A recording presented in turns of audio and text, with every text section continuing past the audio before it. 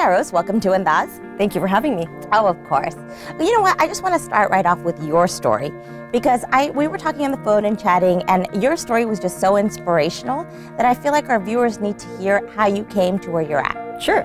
So I'm actually originally from Canada, and from a very young age was very excited about technology. The minute I got that first AOL CD, America Online, in Canada, which was kind of weird, I was addicted to the internet. I was addicted to the access to information, the access to people, and I thought, wow, this is really changing my life perspective. Imagine what it can do for the rest of the world. And when I graduated from university, I started to hear about this place called Silicon Valley where Google existed and Yahoo existed and eBay existed. And so for me, packing my bags, taking a loan on top of my existing debt, and just moving to the Valley was something that both my father and my guy friends were just encouraging me to do. And I thought, yeah, you're right, why not? Why not?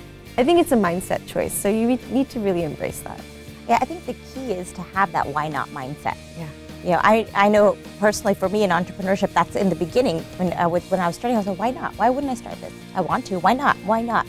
And I think that's what holds a lot of people back, is that mindset of, I don't know if it's possible versus why not. And then how did you end up forming Women 2.0?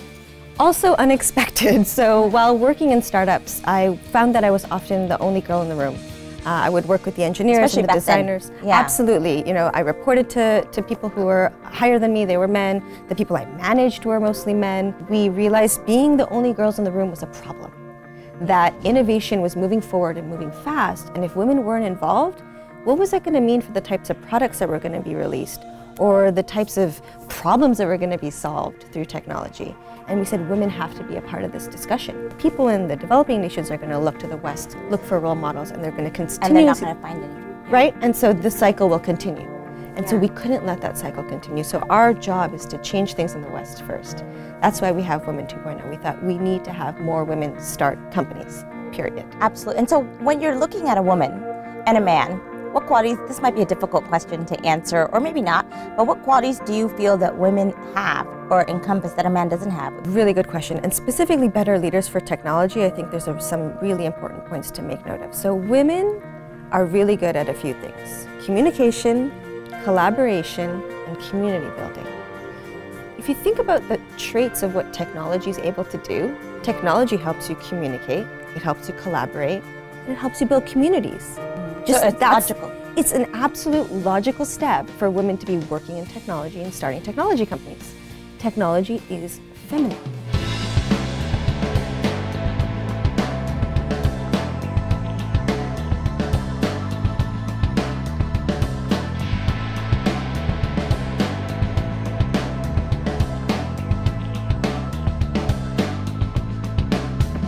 Good morning, my name is Shaherose.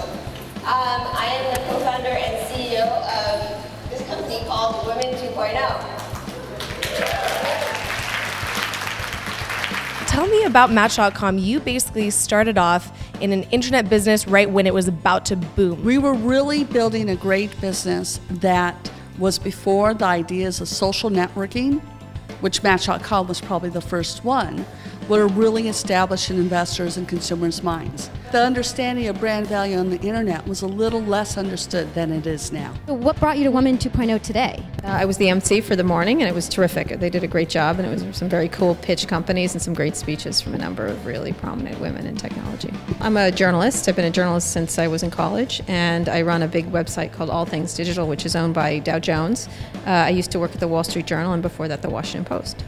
So with Evite, we started it pretty much right out of Stanford. I was doing my computer science degree there, and it was really the time of startups. There was Yahoo, there was Excite, and for me and my co-founder, we knew we wanted to start something. What were some of the obstacles you had to go through, and how did you overcome?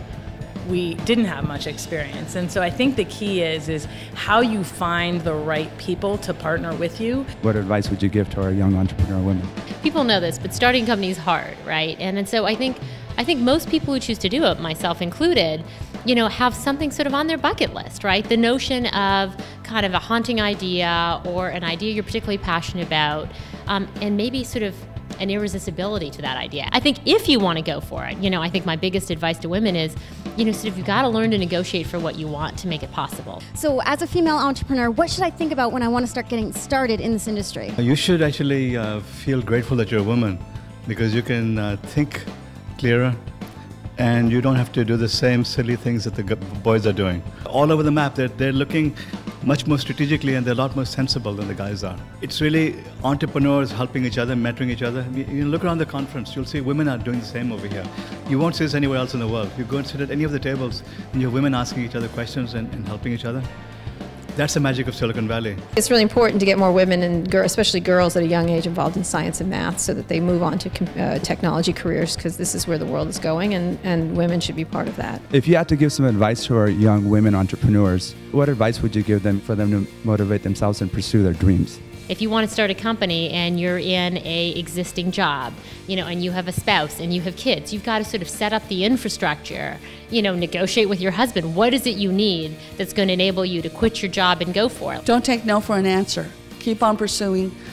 Keep true to your authentic self and your vision for your company. If you have an idea, you're excited about it, and you have a great partner that you think you can do it with, go for it. So if there was ever a time to be an entrepreneur, it's now. Have a sense of what your sort of guiding light is, and you follow it, just remember you only live once, and you better do it quickly. Thank you so much. It was so fabulous talking with you today. Thank you for having me. Of course.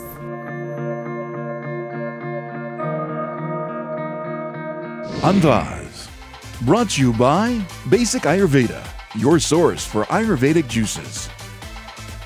Piatek Institute, the art of medicine, the science of weight loss. Andaaz, brought to you by Gehi & Associates, for all your immigration matters. Silk Threads, the name says it all. Thanks, Shaherose. Congratulations on your amazing endeavor. I just love how if you have a vision or a dream, you can go out there and turn it into a reality. And all of you can too, so remember that. And next, we have our tip of the week from innovator Naveen Jain. He talks to us about confidence and success. Let's go check it out.